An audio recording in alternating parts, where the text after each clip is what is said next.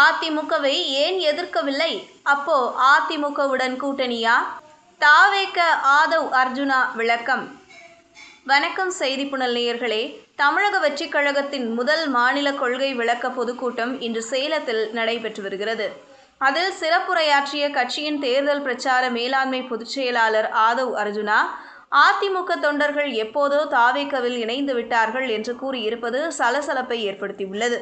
கூட்டத்தில் அவர் பேசியதாவது: நாங்கள் ஏன் அதிமுகவை எதிர்க்கவில்லை என்று பரவலாக பலரும் கேள்வி எழுப்பி வருகின்றனர். அதிமுகவின் ஒட்டுமொத்த தொண்டர்களும் எப்போதோ தாவேகவில் இணைந்து விட்டார்கள்.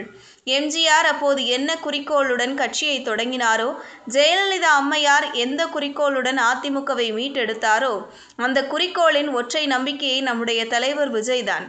இந்த கொள்கை கொண்ட அரசு இல்லாததால் தான் திமுக கடைசி 3 தேர்தல்களில் சுலபமாக வெற்றி பெற்றிருக்கிறது. ஆனால் இனி அப்படி வெற்றி பெற முடியாது. ஏனெனில் உங்களை எதிர்த்து அரசியல் செய்யும் தலைவர்கள் பாஜகவிடம் சரணடைபவர்கள் அல்ல. பாஜகவை கடுமையாக துணிவுடன் எதிர்க்கக்கூடிய ஒரே தலைவர் விஜய்தான். இஸ்லாமிய தோழர்களே, குர்ஆன் மீது ஆணையாக சொல்கிறோம், எங்களுக்கு குர்ஆனும் ஒரு கடவுளின் நம்பிக்கைதான். குர்ஆன் மீது ஆணையாக சொல்கிறோம், எந்த காலகட்டத்திலும் கூட்டணியும் உறவும் கிடையாது என்பதை அழுத்தமாக இந்த சேலம் மண்ணில் வைத்து சொல்கிறோம். கடந்த 1944 சேலம் மண்ணில் பெரியார் தி.க.வை எந்த மதவாதத்தை எதிர்த்து உருவாக்கினாரோ, எந்த சாதியவாதத்தை எதிர்த்து உருவாக்கினாரோ, அதே மண்ணில் நாங்கள் முழக்கமிடுகிறோம்.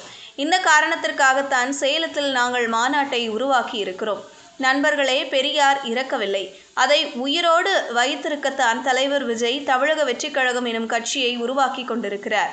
இப்போது எங்கள் நோக்கத்தை தெளிவாக்கி விட்டோமா? ஒட்டுமொத்த அதிமுக தொண்டர்களும் எங்களுடன் எப்போதோ இணைந்து விட்டார்கள். எங்கள் அரசியல் எதிரி திமுக, கொள்கை எதிரி பாஜக. மக்கள் முதல்வர் வேட்பாளர் விஜய் மட்டும்தான். அடுத்த 4 மாதங்களில் புரட்சியை விஜய் உருவாக்குவார். திமுக கூட்டங்களுக்கு அரசு பேருந்துகள் பயன்படுத்தப்படுகின்றன. அந்த கூட்டத்திலும் தங்களின் சாதனைகளை பற்றி பேசாமல் தாவேகவை எப்படி திட்டுவது என்பது குறித்து பேசிக் கொண்டிருப்பார்கள். அதுதான் திமுக என்று விமர்சித்திருக்கிறார். இதுபோன்ற செய்திகளை தெரிந்து கொள்ள செய்திப்புனலுடன் இணைந்திருங்கள்.